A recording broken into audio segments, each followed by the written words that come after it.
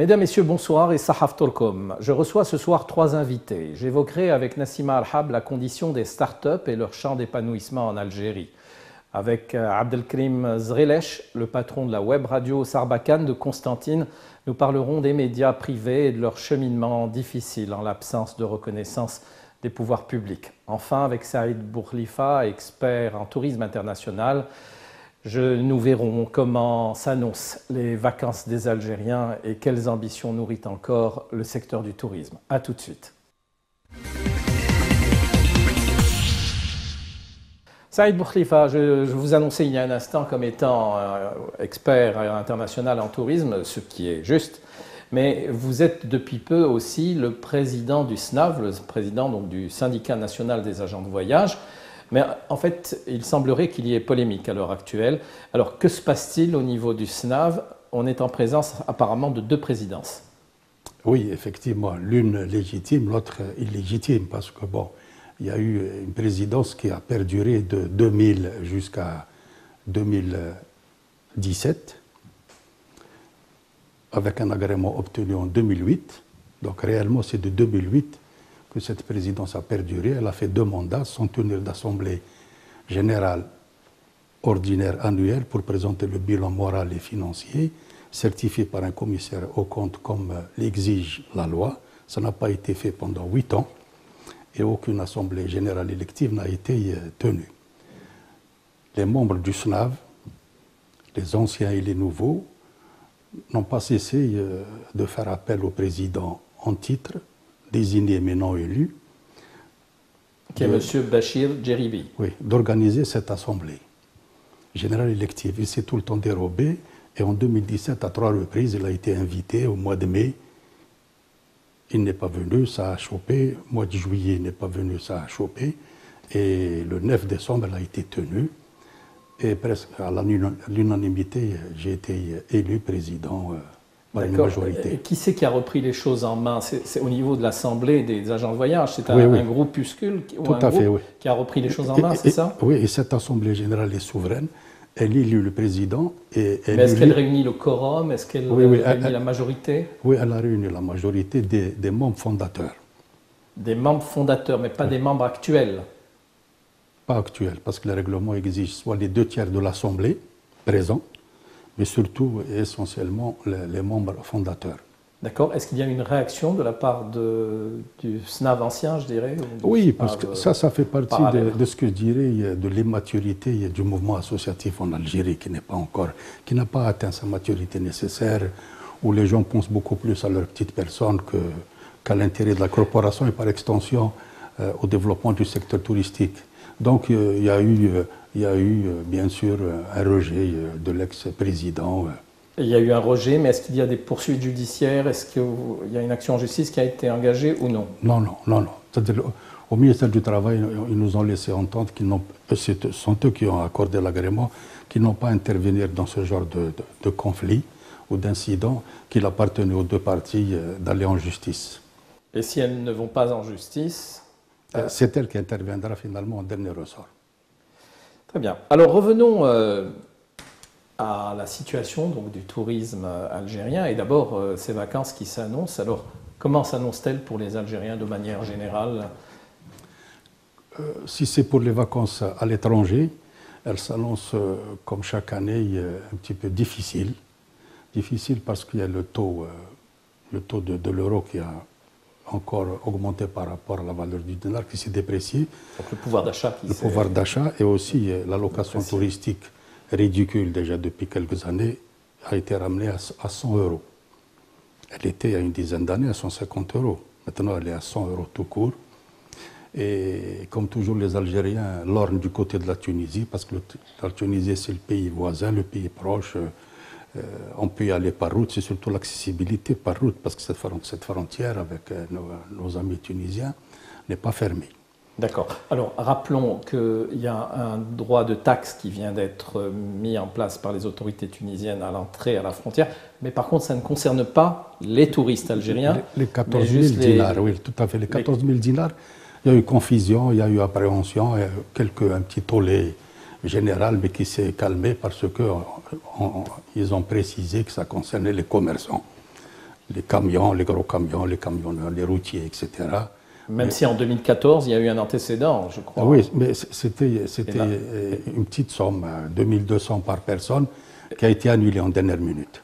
À la suite de la réaction du gouvernement algérien. Oui, tout à fait. Oui. D'accord. Alors aujourd'hui, la Tunisie reste la principale destination pour les Algériens qui veulent partir à l'étranger? Tout à fait.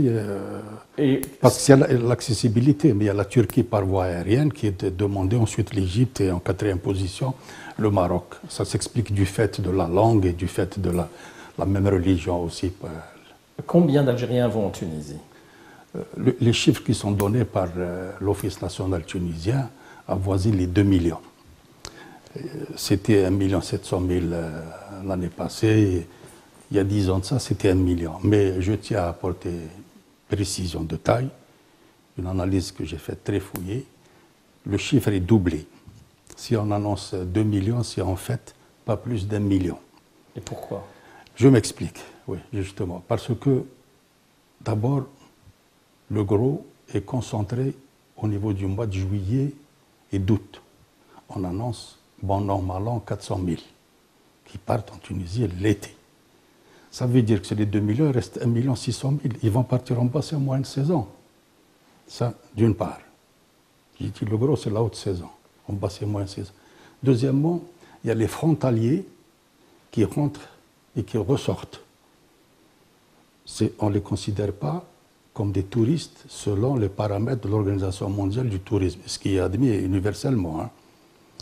Il y a aussi les Algériens, dès qu'arrive la fin de l'année, les frontaliers ramassent toute la famille et partent faire le change et revenir pratiquement dans la journée, quelques heures après, pour juste utiliser cette allocation touristique. C'est pour cela qu'il y a aussi une grande affluence, pas aussi importante qu'en été, en hiver. En hiver, il y a des Algériens qui partent pour les fêtes fin d'année, le réveil, etc. Donc en fait, ce chiffre, bon, il est annoncé de 2 millions, mais il n'est pas annoncé à dessein pour gonfler les chiffres touristiques. Il se trouve qu'il n'arrive pas à faire la différenciation entre les gens qui vont... Non, c'est de bonne guerre, c'est du marketing. Hein. C'est du marketing de propagande. C'est pour encore susciter, à faire augmenter la demande du côté algérien. Parce qu'au sein des foyers, des ménages, il arrive le jour où une épouse, il dit à son époux, écoutez, il y a 2 millions qui sont partis en Tunisie, nous, avec les enfants, on n'est pas encore partis. C'est pour susciter, créer cette envie. D'accord. Hein? La Turquie, il y a combien d'Algériens qui vont en Turquie? L'ambassadeur a déclaré qu'en 2017, il y a eu 200 000 Algériens qui sont partis. Mais il faut prendre la moitié en tant que véritable touriste. Le reste, c'est des hommes d'affaires. Donc la Tunisie est de très loin oui, la parce première que destination. c'est le pays proche, c'est l'accessibilité. C'est le meilleur rapport qualité-prix du bassin méditerranéen. D'accord. La Tunisie présente cette image de monoproduit, c'est-à-dire le balnéaire. Elle s'est diversifiée, elle a rajouté la thalassothérapie et les spas, qui la classe en tant que deuxième destination mondiale après la France. Et elle a rajouté le tourisme culturel et le tourisme saharien avec les quelques oasis qu'elle possède. Un mot sur le tourisme national. Alors, les Algériens vont-ils en vacances dans leur pays? Voilà, ce rush vers la Tunisie. Et si les frontières marocaines seraient ouvertes, on aurait le même taux d'Algériens qui iraient chez nos voisins de l'Ouest. C'est parce que justement, j'ai parlé de Tunisie, le meilleur rapport qualité-prix du bassin méditerranéen. Nous sommes le plus mauvais rapport qualité-prix du bassin méditerranéen. Mauvaise prestation, mauvais accueil, mauvais service, etc. Et aussi, il y a les faibles capacités litières, c'est-à-dire en nombre de lits, nous avons à peine 40 000 lits en bord de mer. La Tunisie en possède à peu près 180 000 en bord de mer, au même titre que le Maroc. Donc des capacités d'accueil énormes, et que ce soit en Turquie, à Antalya ou à Sharm el-Sheikh, en Égypte, etc., c'est des véritables stations balnéaires, des complexes touristiques avec des piscines new generation, comme on dit. Autant dire qu'on fait tout pour que les Algériens aillent ailleurs. Notre laxisme, oui, notre laxisme, parce que ça dure depuis 20 ans. Ça perdu depuis 20 ans que ce rush des Algériens va vers la Tunisie. Et je tiens à préciser, justement, en tant que président du SNAV, que on avait entendu le Premier ministre Yahya dire à l'Assemblée qu'on va s'occuper de ces agences de voyage qui ne savent que faire sortir la devise à travers les touristes qu'ils envoient à l'étranger, mais ils ne ramènent pas des touristes étrangers pour ramener des devises, c'est-à-dire le sens contraire. Là, il se trompe par méconnaissance, ou bien il a de mauvais conseillers, ou bien c'est par incompétence également. Parce que sur le chiffre de 2 millions qui a avancé, il y a 10% qui transitent par les agences de voyage.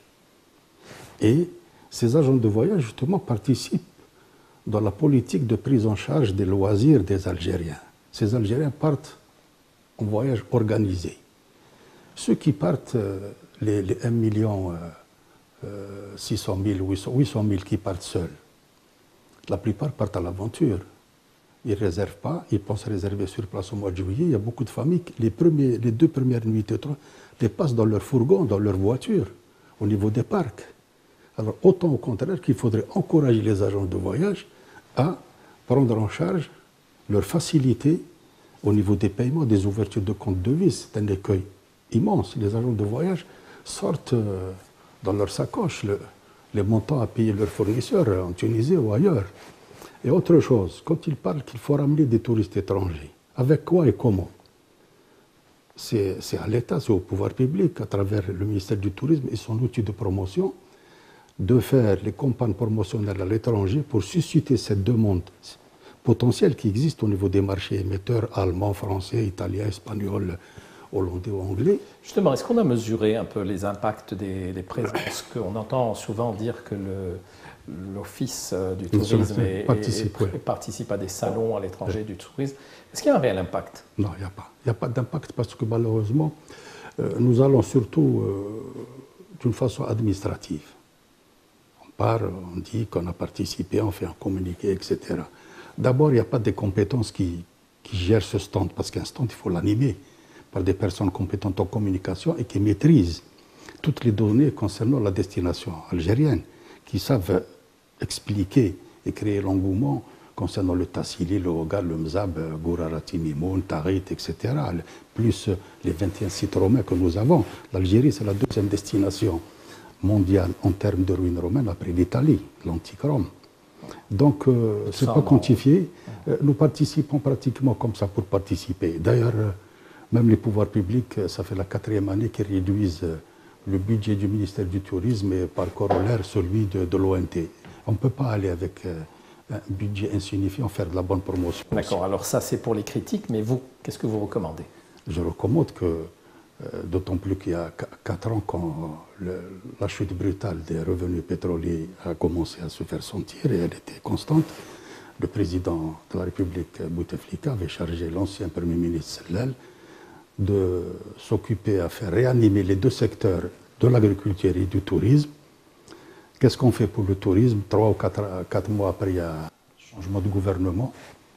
Le ministère du Tourisme est dissous et on le rattache comme une portion congrue à l'environnement et à l'aménagement. Au lieu qu'il fallait le renforcer, il lui multiplie par 4 ou par 5 son budget qui était insignifiant pour permettre à ces 48 directions de tourisme de Wilaya de pouvoir travailler convenablement sur le plan logistique, financier, etc. Parce que bon, l'État n'a pas investi dans la construction d'hôtels, il faut inciter le privé à le faire, en le régulant, en l'encourageant, en lui faisant assouplir les modalités, mais en le contrôlant également sur le plan architecture, sur le plan urbanistique. Mais le ministère de la Culture, à l'époque, il a quintuplé son budget, alors que le ministère du Tourisme, inversement. Quand on voit le président s'occuper de ces secteurs... Non, il ne faut pas s'en prendre à la culture de quintupler son budget. Mais il était insignifiant. Oui, mais c'est bien que la culture ait quintuplé son budget. Que le tourisme fasse de même. Oui, parce que justement, ils sont complémentaires. Et moi, j'ai vécu la période où on était un seul ministère, le ministère de la Culture et du Tourisme. À l'époque d'Abdelmajid Mziane, un grand homme de culture, et à l'époque de Boualem Bessaïr, qui a été notre ministre de la Culture et du Tourisme. D'accord, mais c'est à cette époque aussi que rien ne marchait au niveau du tourisme. En 86, effectivement, parce que c'est là où ça déclinait, justement. Les années 80, c'était les années de déclin parce que l'État se désintéressait du tout. D'accord. Depuis qu'on a démarré cette émission, vous m'avez dit qu'il y avait du bis-bis au niveau du syndicat. Nous nous retrouvons avec 2 présidences du SNAV, en quelque sorte 2 SNAV différentes. Vous me disiez que les Algériens, pour partir à l'étranger, ne pouvaient disposer d'une allocation que de 100 €. Oui. Et nous avons vu dans quel état est notre tourisme aujourd'hui. Oui. Aujourd'hui, les agents de voyage travaillent avec des manières qui sont pour le moins très louches. Je veux dire, comment vous fonctionnez, vous, pour acheter à vos fournisseurs donc, les packages touristiques? Il y a Et deux de quelle voies. manière vous payez? Il y a deux voies. Soit déjà le citoyen algérien achète ses devises au marché informel, au marché noir. Oui. Hein, il y aura maintenant devises. Soit il paye en dinars, l'équivalent. Et est-ce que tout ça est sérieux pour un pays? Bien sûr que ce n'est pas sérieux. Vous avez dit louche, mais ce mot louche, c'est beaucoup plus le pouvoir public, le ministère des Finances, qui incite ces agents de voyage à se comporter à leur risque et péril. Vous savez, si vous traversez une frontière et on vous chipe les douanes, vous chipe avec vos 3 000, 5 000, 15 000 euros, vous le paierez cher. Alors qu'en principe, ils ouvrent droit à un compte devise. Le ministère des Finances dit que l'État n'a pas financé les vacances des Algériens à l'étranger, c'est-à-dire en devise. Mais il n'a pas ce sont les devises des citoyens. D'accord. Encore une fois, donc, c'est quelque chose où on vous laisse faire jusqu'au moment où vous dérapez, où on vous attrape aux frontières et là, vous risquez lourd. C'est bien ça? Tout à fait, oui. Ben, écoutez, j'ai envie de vous dire que vous n'êtes pas le seul secteur qui est dans ce cas-là. Nous allons voir que dans les médias aussi, c'est un petit peu comme ça. Je vous remercie, Monsieur Boukhlifa. C'est moi qui vous remercie. Je vous souhaite beaucoup de succès dans vos nouvelles ambitions, en tout cas au niveau du syndicat. Voilà, nous retrouvons tout de suite, chers téléspectateurs, Monsieur Abdelkrim Zrilech pour nous parler de Radio Sarbacane, Radio Constantine.